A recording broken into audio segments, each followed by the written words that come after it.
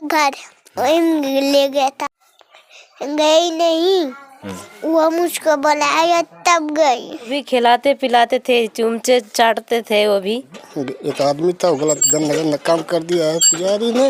यह कि 22 वर्षीय दरिंदे ने 5 वर्षीय मासूम के साथ हैवानियत की है। संत कबीर नगर जनपद के थाना खलीलाबाद के अंतर्गत हम एक ग्राम सभा में आए हुए हैं, जहां पर सूचना मिली है कि 22 वर्षीय दरिंदे ने 5 वर्षीय मासूम के साथ हैवानियत की है।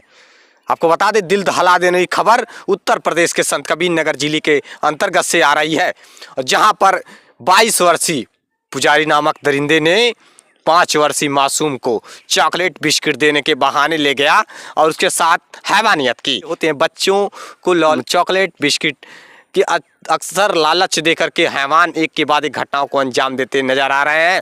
इसके पहले भी बड़हलगंज में, गोरखपुर जिले के अंतर्गत बड़हलगंज क्षेत्र में एक मासूम 4 वर्षीय मासूम के साथ हैवानियत हुई थी, जबकि पड़ोसी ने ही उसके साथ कुकर्म किया था, दुष्कर्म किया था। उसी प्रकार से ठीक संत कबीर नगर के खलीलाबाद थाना क्षेत्र के अंतर्गत भी एक मासूम बच्ची के साथ हैवानियत हुई है। और उत्तर प्रदेश सरकार से मैं बार बार यही कहना चाहूँगा कि आरोपियों पर बुलडोजर कार्रवाई हटा करके फांसी की सजा करनी चाहिए। खलीलाबाद थाना के अंतर्गत हम पहुंचे हुए हैं एक ऐसे ग्राम सभा में, जहां पर दिल दहला देने वाली घटना सामने आई है और पूरी घटना की हम जानकारी इस परिवार के लोगों से मैं जानकारी लेने की कोशिश करूंगा और मैं पूरी हकीकत जानने की कोशिश करूंगा। आइए मैं पूरी बात जानने की कोशिश करता हूँ। मैं आपसे जानना चाहता हूँ, क्या हुआ था बताइए। मैं था नहीं, मैं कल अपने बहन को छोड़ने गया था, फिर हमारे पास फोन गया 4:30 बजे। उसके बाद बोलने कि घर पे चले जाओ, छोड़ के अपनी बहन को जल्दी से।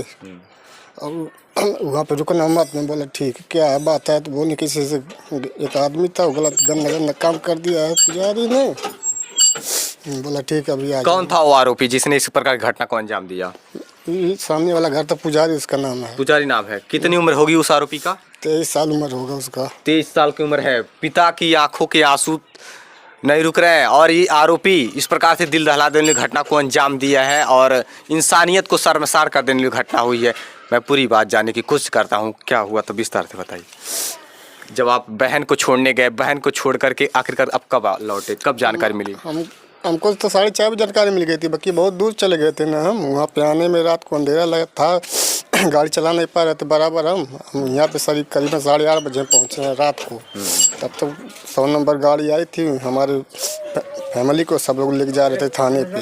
बहन को आप छोड़ने बहुत दूर चले गए थे, जब तक छोड़ कर आ रहे थे तब तक 8 बज गई। और घटना ये कब की थी? शाम 4 बजे। शाम 4 बजे की ही घटना थी और ये अपनी बहन को छोड़ने गए थे। बहन को छोड़कर आने में ये नहीं कि काफ़ी दूरी पर गए हुए थे पिता, और तभी ये जानकारी मिली कि उनकी बच्ची के साथ हैवानियत हुई। आइए मैं पूरी बात जानने की कोशिश करता हूँ। क्या पुलिस वाले आए तो क्या कुछ कहें? पुलिस वाले आए, उसके बाद पूछताछ करे, उसके बाद यहाँ पे लिखा पड़ी हुआ सब लोग आए थे। डीएम साहब, एसपी साहब, सब लोग आए थे। डीएम एसपी सब आए थे। हाँ। तो क्या आश्वासन मिला? क्या हम लोग बोले कि टेंशन तुम ना लो, जो आरोपी है उसको सजा जरूर मिलेगा। बच्ची की उम्र कितनी है? बच्ची की उम्र 5 साल है। 5 साल की बच्ची। बताइए कैसे आरोपी ने उस घटना को अंजाम दिया, कुछ बताइए। वो मेरे साथ वहाँ पे गए थे, जब मैं छोड़ने जा रहा था अपनी बहन को, तो बोलती हम भी चलेंगे। मैं बोला वहाँ पे नहीं जाएंगे हम। और कहने में बोलती है वहाँ पे छोड़ दो, फिर छोड़ दिया वहाँ पे। फिर मैं लेके चला गया था उसको। फिर वहाँ से अकेले आ रही थी, तब तक लड़का यहाँ पे था, तो इसको बुला लिया। बोलता कि यार तुझे मैं बिस्कुट खिलाता हूँ। उसके बाद लेके चला गया इसको, तो मैं नहीं था। तो ये लड़की को सारी बात बताई है अपन मम्मी से। बच्ची स्वयं सारी बात बता दे रही है। बच्ची की हालत अब कैसी है? रात को उसका दवा मेडिकल जाँच जो सब हो गया है, अभी सब जाँच में गया है, दवा सब दिए हैं। बोले कि अभी लेके जाओ घर पे। रात को पुलिस वाले छोड़ के गए हैं। उस बच्ची के साथ हैवान ने दरिंदगी की।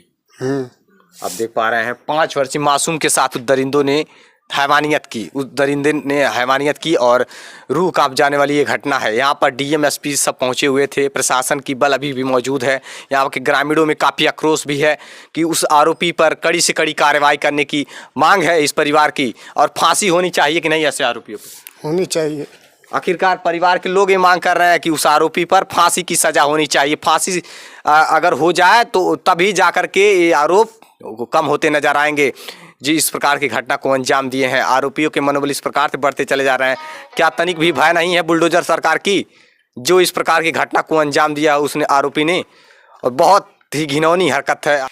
और क्या कहना चाहते हैं आप? और क्या कहना चाहते हैं, प्रशासन से कुछ मांगे हैं आप? वही बोले कि उसको सजा दीजिए, और क्या बोले। जी जी। इस परिवार के लोग इंसाफ की गुहार लगा रहे हैं और उस आरोपी पर फांसी की सजा की मांग कर रहे हैं कि ऐसे अपराधियों पर फांसी की सजा होनी चाहिए। ऐसे लोग समाज के लिए कलंक हैं। समाज में ऐसे लोगों की कोई ज़रूरत नहीं है। केवल और केवल ऐसे लोग गंदगियां फैलाने का कार्य करते हैं। और यहाँ के ग्रामीण काफ़ी आक्रोश में है। आक्रोश में सभी ग्रामीण, और अगर जिंदा पा गए होते तो क्या किए होते? अगर पा गए होते तो सब लोग मार डालते और भाग गया था, क्या हो? भाग गया था। वो काम करते हुए उसके सब लोग बांधे थे हाथ पैर, फिर भी छोड़ा के वो भाग गया। जब तक फोन लगाया तो 4 बार। कितने भाई है वो लोग? 2 भाई है 2 बहन है। 2 भाई 2 बहन। तो मकान सामने वाला है, उधर वो नहीं, उधर सामने ही वो मकान दिखाई दे रहा होगा। वहाँ पर उस आरोपी ने उस घटना को अंजाम दिया है, हैवान ने, और उस बच्ची को ले जाकर के उसके साथ हैवानियत की है। उस दरिंदे ने इस प्रकार की घटना को अंजाम दिया है और मासूम बच्ची को विष देने के बहाने वहाँ पे गया वो आरोपी। उसके बाद उस प्रकार की हैवानियत की, दुष्कर्म किया उस आरोपी ने। और ऐसे अपराधियों पर बुलडोजर उसके घरों पर भी चलना चाहिए और उसको फांसी की सज़ा अवश्य होनी चाहिए, जिससे कि कोई भी अपराधी इस प्रकार की घटना को अंजाम देने से पहले 1000 बार सोचे। ये जरूर भय होना चाहिए कि ये प्रदेश बुलडोजर बाबा का प्रदेश है।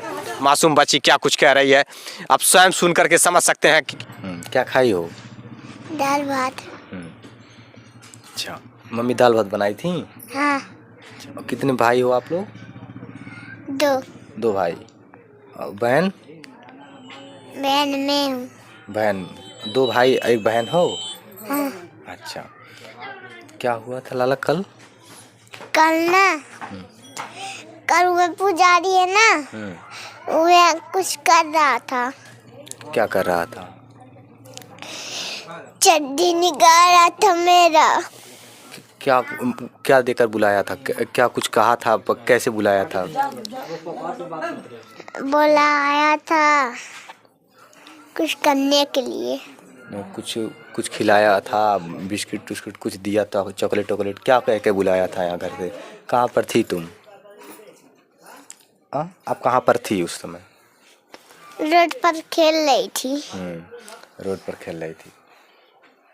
क्यों गई नहीं, वो मुझको बुलाया तब गई। क्या देने के लिए कह रहा था? कुछ देने के लिए कह रहा था, खाना तो नहीं दिया। अच्छा, जो खाने के लिए कह रहा था वो नहीं दिया? हाँ। मम्मी पापा कहाँ थे? पापा कहूँ गए थे, मम्मी बाहर झाड़ू मार रही थी। और आप खेल रही थी? हाँ। रोड पे खेलते खेलते वह पुजारी ना वह पेड़े तरे गई मेरी मम्मी मुझको लेके, और लेके गई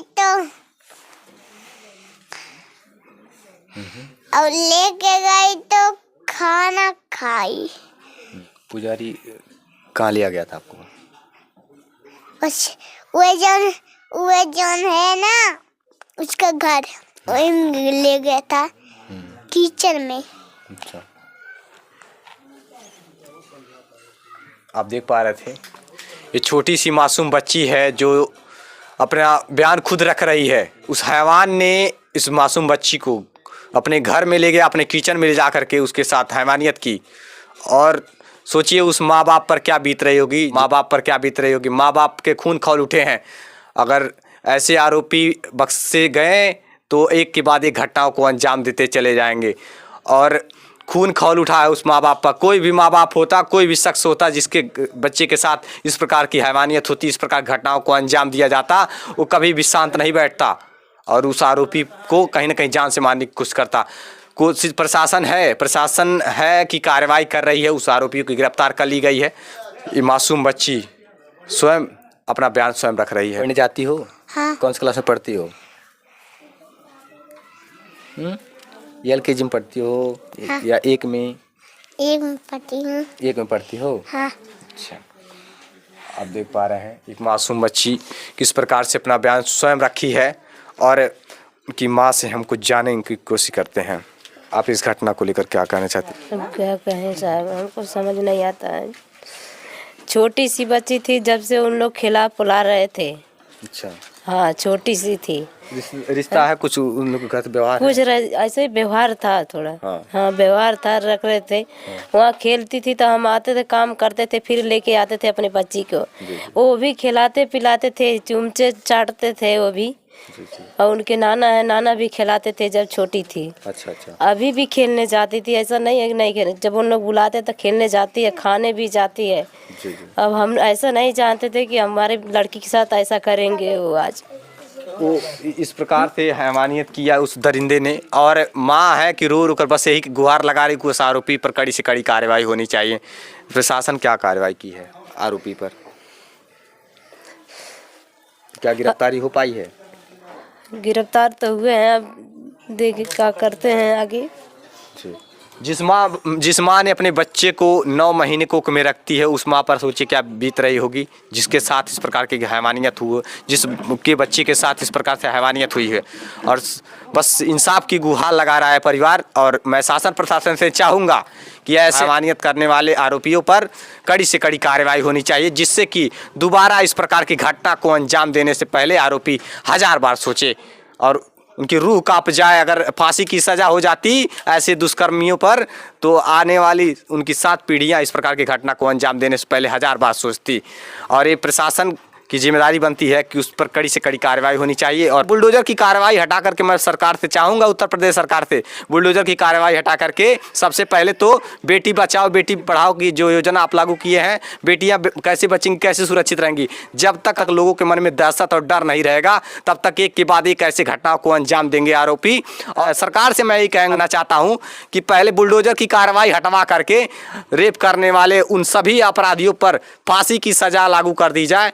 जब नीतियाँ आप बुलडोजर की लगवाए हैं, आप नीतियाँ बदल सकते हैं, तो ये भी तो नीतियाँ बदल सकते हैं कि जो आरोपी रेप करते हैं उनके ऊपर फांसी की सज़ा, उनको फांसी की सज़ा हो जानी चाहिए, जिससे कि दोबारा कभी आरोपी इस प्रकार की घटना को अंजाम देने से पहले 1000 बार सोचे, दोबारा कोई कुकर्मी ऐसे जन्म ना ले, किसी की बहन बेटियों की इज्जत के साथ खिलवाड़ ना करे। ऐसे आरोपी बचने नहीं चाहिए, उन पर फांसी की सज़ा होनी चाहिए।